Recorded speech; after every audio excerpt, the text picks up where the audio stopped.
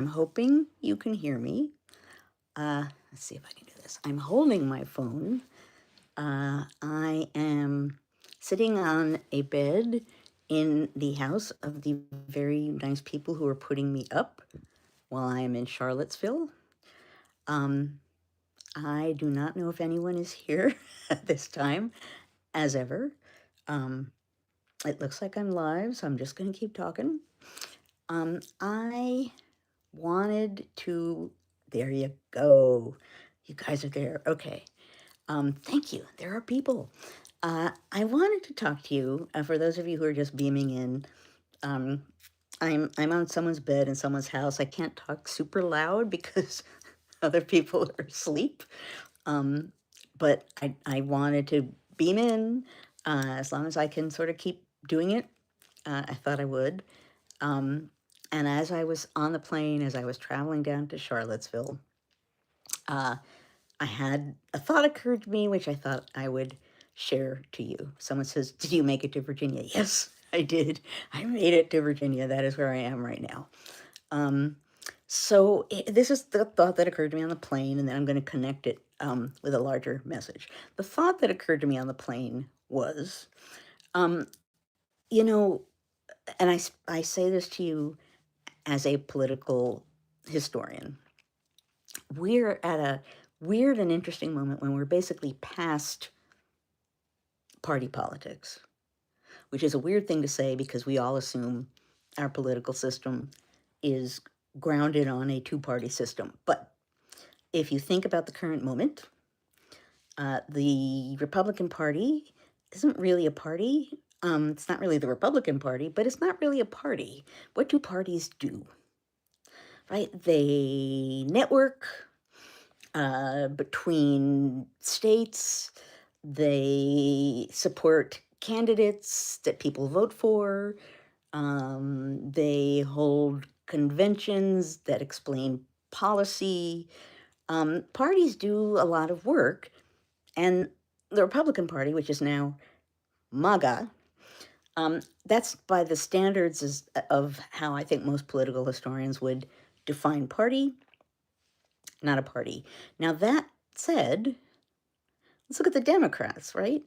Um, the Democrats aren't doing a lot of party-ish work right now either, right? They are, and particularly you can look at Congress.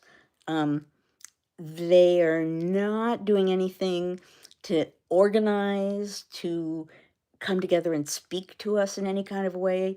And I realize that often when you say, I want the Democrats in Congress to do something, people say, yeah, but they're the minority. Right. Which is absolutely true. So they can't all by themselves pass legislation. But you know what people could do? Democrats could do? They could speak up. They could speak out. They could point out what's happening. They could give a voice to it. They could even, some of them could even come together and describe what is happening inside Congress and inside the government, and then encourage us to act locally and respond to what is an open attack on democracy. And I realize saying like democracy is in danger, it's an attack on democracy. At this point, we've been saying it so often and hearing it so often that it sounds like a cliche. But we're now at a moment where it's not a cliche. It really isn't, right? I see some of you saying, I'm scared. Well, right. And the reason why we're scared is because we don't know what the heck is happening or what's going to happen. And there's reason for us to be scared. But here's the thing. The Republicans aren't acting like a party. And generally speaking, the Democrats aren't acting like a party. So we can't be looking to a party to help us in this situation, even if we're not talking about looking, come save us. This is not, we're not at a party moment, a party politics moment. What we are in is a moment where people should be looking to individuals. And let's even just talk for the moment about Congress. Look for people who are willing to stand up and speak out and push back, to point to what's going on, to name it for what it is, to call things murder when they're murder, to talk to us, to organize. I remember at the beginning of Trump 2 saying with a lot of other people, wouldn't it be great if there was like an organized resistance within Congress where every day they talked about someone, a group of people got up and said, here is what they're trying to do today.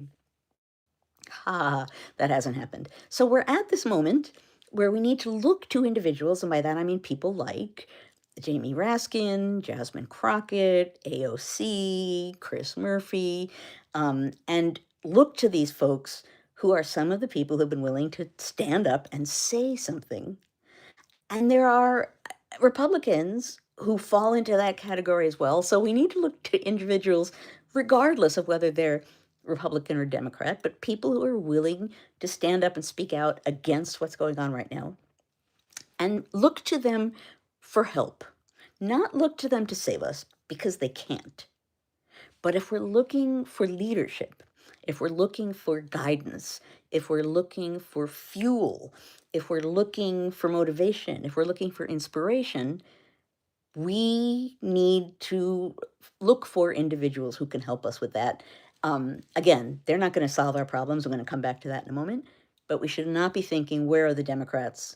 Where, because the Democrats, to me, right now, don't really exist as a party. And the Republican Party, as far as I'm concerned, doesn't exist either. So we're just past a party politics moment. And I think if you grab that and own that, it makes you feel kind of differently about our politics. And it really does put you in a position where you want to find the leaders. This is Mr. Rogers saying, find the helpers, right? Find the leaders who are standing up and pushing back. At this point, where we're at, silence is compliance. We've crossed too many lines, right? So we need to look for those people and support those people. Yeah, you're naming some of the people: Elizabeth Warren, Kinzinger. Yeah, these are all the people that I would name who are willing to say something and stand up. We need those people.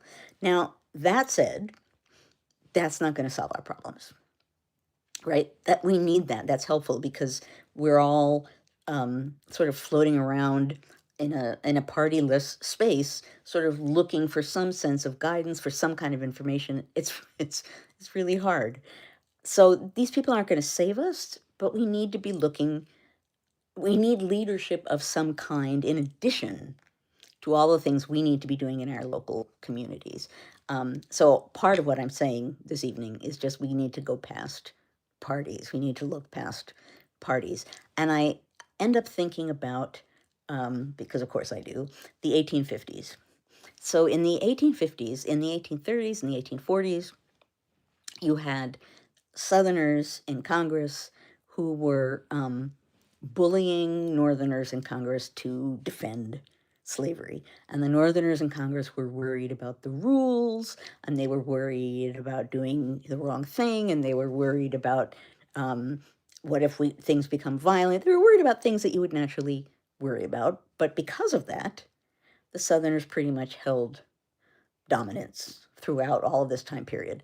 What changed was in the mid-1850s, 1855, 1856, there was a new political party born, a party that pitched itself as an anti-slavery party, mostly Northern, and a party made of people, their slogan, what they ran on was, we're going to fight the slave power.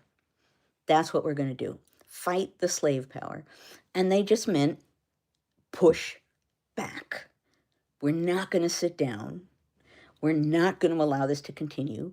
We're going to stand up. And you can see, I write about this in my last book. You could see a congressman after congressman after congressman, new Republican Party, born in 1855, 1856, new Republican Party members standing up and saying, we're a different kind of Northerner now, guys. We're in a different place. Northerners voted, no, I am not inciting violence. That is not what I am saying. So thank you for asking, because that gives me a chance to say, no, I'm not inciting violence. We're going to fight the slave power, meaning we're going to push back against them. We're going to fight back. That's all I'm saying. I am not inciting violence. So no, that is not what I'm saying. But what I am saying is these people said, we're going to stand up. We're going to push back. We're a different kind of Northerner. We are not going to just sit down and let things go by. Northerners elected people who they felt would stand up and push back. And that's kind of the moment that we're in, right? We want people who are going to stand up and push back. And I'm not talking about violence. I'm not talking about people, with fists raised. I'm talking about um, people who are willing to speak out and not sit in silence. Now, all of that said, what we really need, and I've said this many a night, and I believe that every day more firmly, change is going to come from a local level. Change is going to come from community. Change is going to come from our desire to protect our neighbors, to protect our communities, to stand alongside our neighbors and protect our homes, right? Change is going to come from us being willing to just stand side by side and do things like, as I've spoken before, do things like what's going on in Minneapolis at St. Paul, helping each other in a variety of different ways. Go to school, come from school, get food, go out in the street and just stand side by side, use their whistles to alert when people are coming. None of that is violence. That's community and neighborhood people helping each other. That's where change is going to come. There are trolls in the comments. I can't really do much about that, guys. I'm sorry. Ignore the trolls. So yeah, that's right. The trolls are here because they can see that this is important and people are coming. So I'm going to ignore the trolls. Yeah, right.